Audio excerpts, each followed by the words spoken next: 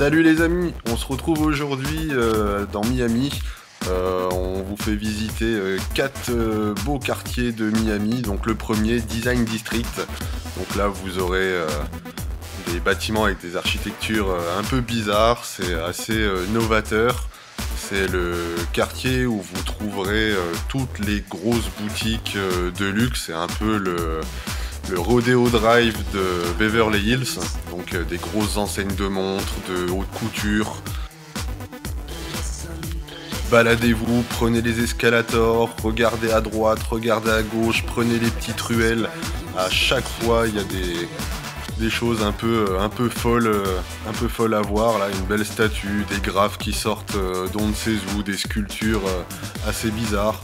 Donc là, on est tombé sur un petit square où il y a plein de balançoires, donc c'est assez déroutant, il y a tout et n'importe quoi entre guillemets, donc regardez, faites le tour et éclatez-vous.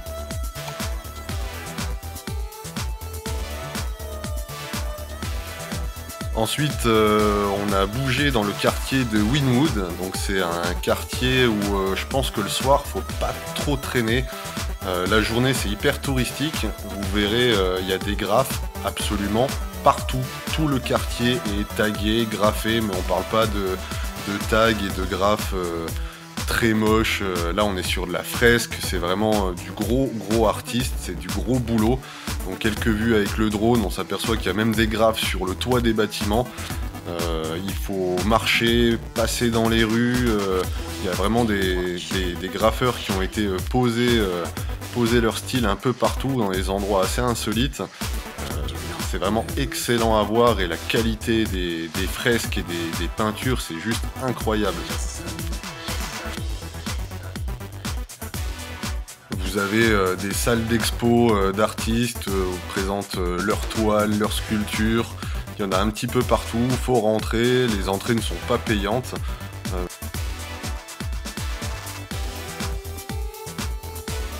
C'est le quartier artistique de Miami. En vous baladant dans les rues, vous verrez des photographes en train de faire des shootings avec des mannequins. C'est assez fou l'ambiance qu'il y a là-bas.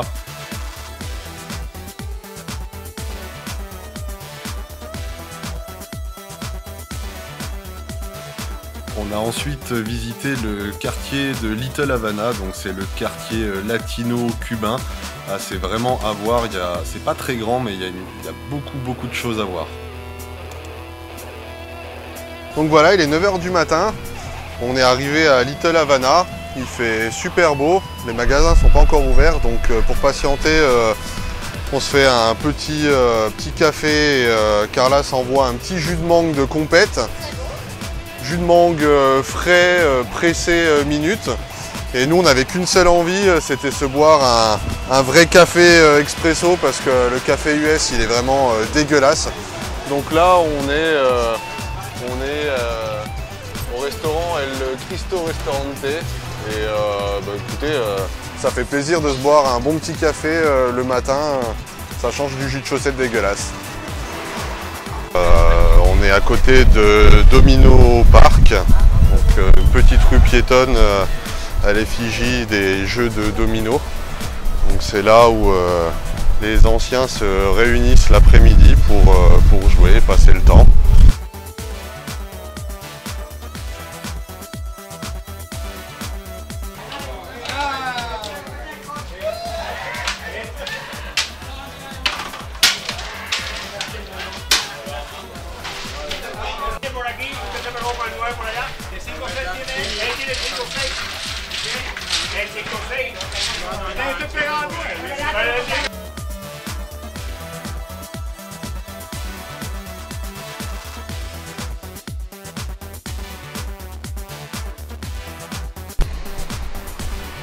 Voilà, à Little Havana, vous trouvez aussi des étoiles comme on peut voir sur Hollywood Boulevard. Par contre, à Little Havana, vous ne trouverez pas de stars que nous, on connaît. C'est essentiellement des stars latinos, des anciens acteurs, des anciens chanteurs.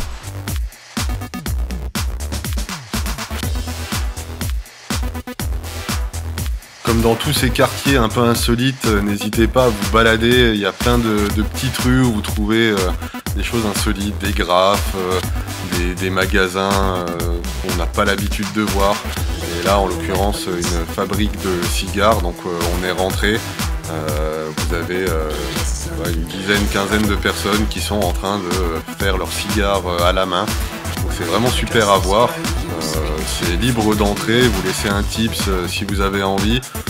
Ils sont super accueillants, donc n'hésitez pas à aller les voir. Après, vous passez forcément par la boutique, hein. Il y en a de toutes les sortes, toutes les tailles.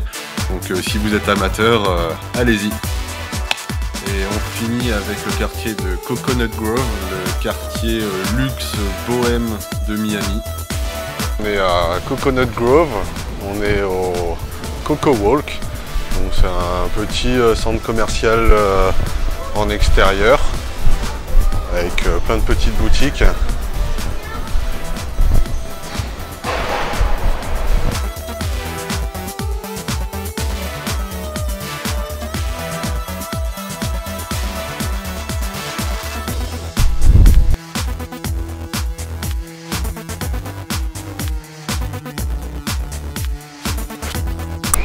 Donc on continue à marcher dans Coconut Grove après avoir vu par hasard une petite galerie où il y avait des Orlinski qu'on a pu voir à Genève. Les tarifs, hein, c'est les mêmes aux États-Unis.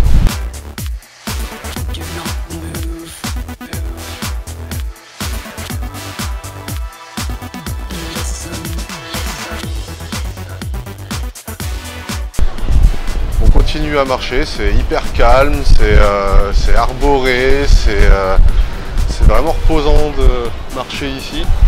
C'est joli, c'est tout pavé par terre, c'est vraiment un coin à voir.